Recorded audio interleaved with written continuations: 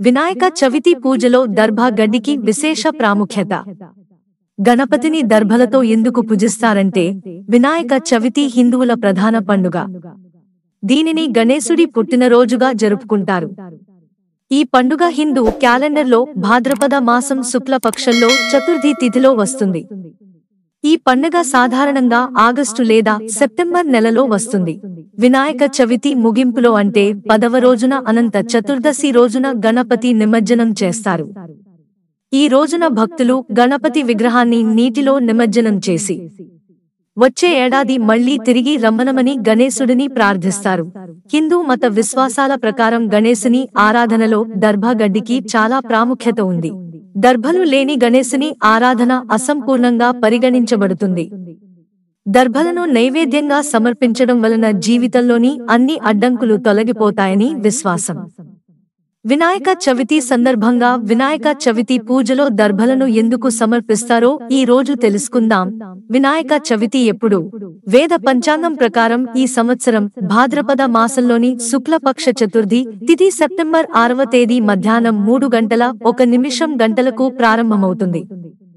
ఈ తిథి మరుసటి రోజు 7వ తేదీ సాయంత్రం 5:37 ముగుస్తుంది. ఉదయ తిథి ప్రకారం వినాయక చవితి సెప్టెంబర్ 7 శనివారం రోజున జరుపుకుంటారు. ఈ రోజున వినాయక విగ్రహాన్ని ప్రతిష్ఠించి ఉపవాస దీక్షలు చేస్తారు. చవితికి మతపరమైన ప్రాముఖ్యత. గణేశుడిని అడ్డంకులను తొలగించేవాడు అంటారు. దర్భలను సమర్పించడం వల్ల అన్ని రకాల ఆటంకాలు తొలగిపోయి కార్యాలు సిద్ధిస్తాయని నమ్మకం. దర్భా గడ్డి చాలా పవిత్రమైనది. దర్భలను సమర్పించడం వెనుక ఉన్న మత విశ్వాసం ఏమిటంటే, పూజా కార్యక్రమాలు పవిత్రంగా చేస్తారు. అలాగే వినాయకుడికి దర్భలను సమర్పించడం వల్ల ఇంట్లో సుఖసంతోషాలు, ఐశ్వర్యం కలుగుతాయి. గణేశుడిని ప్రసన్నం చేసుకోవడానికి, అనుగ్రహాన్ని పొందేందుకు దర్భ ఒక సులభమైన మార్గం అని నమ్ముతారు. దర్భ అనేది గణేశుడి పట్ల గౌరవం, ప్రేమకు చిహ్నం. ఇది గణేశుని పట్ల భక్తిని చూపుతుంది. కనుక గణపతి పూజలో దర్భ ఖచ్చితంగా సమర్పిస్తారు. పూజలో దర్భలను ఉపయోగించడం.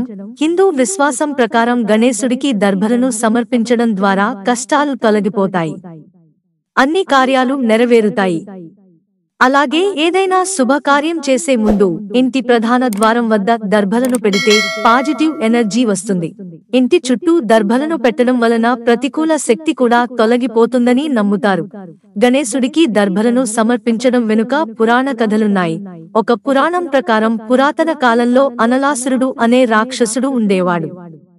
ఋషులు, దేవతల నుంచి మానవుల వరకు ప్రతి ఒక్కరూ అనలాసురుడు సృష్టించే భీభత్సం, దురాగతాల వల్ల ఇబ్బంది పడ్డారు.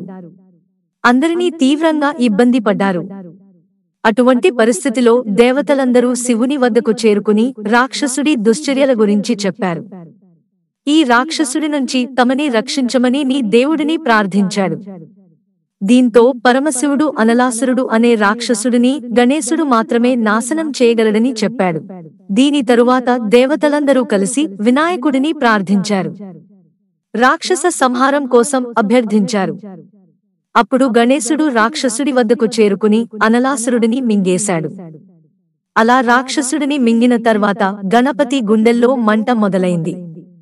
అప్పుడు కశ్యపు మహర్షి గణపతి తినడానికి 21 దర్భా గడ్డిని తినమని ఇచ్చాడు. అప్పుడు గణపతి గుండెల్లో మంట చల్లార్చింది. అప్పటి నుండి గణేశుడికి దర్భలను సమర్పించడం సాంప్రదాయంగా మొదలైంది. దర్భలను సమర్పిస్తే వినాయకుడు ప్రసన్నం అవుతాడని నమ్మకం. మిత్రులారా, ఛానల్ సబ్స్క్రైబ్ చేసుకోవడం మర్చిపోకండి. ధన్యవాదాలు.